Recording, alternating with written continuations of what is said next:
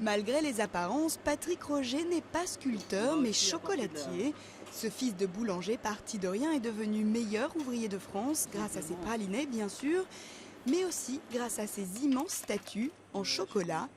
Plusieurs tonnes de matière, un travail d'orfèvre et des heures de travail.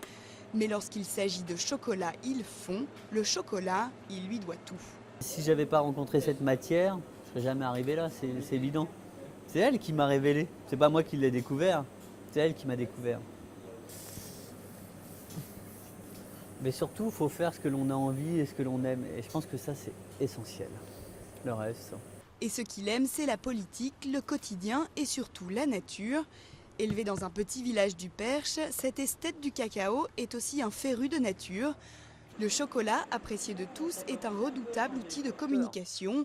Sa thématique actuelle est la défense de l'environnement et des grands singes, de la haute couture pâtissière qu'il espère utile. C'est un prétexte, il me semble, très très fort à créer de l'émotion, peut-être quelques réactions aussi. Et si ça, au moins, tu sauves t'en sauves deux, trois, j'aurais apporté une pierre à l'édifice.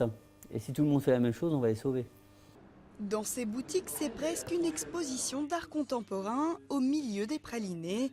Ses clients viennent autant pour ses ganaches que pour découvrir son univers. Je pense pas vraiment qu'on se loupe sur une vitrine, mais il y a sans doute des vitrines que l'on aime plus ou moins. Mais en général, ils aiment vraiment bien quand il y a un changement aussi. Parce que c'est un peu comme les grands magasins, on fait le tour des vitrines. C'est pas mal, quoi.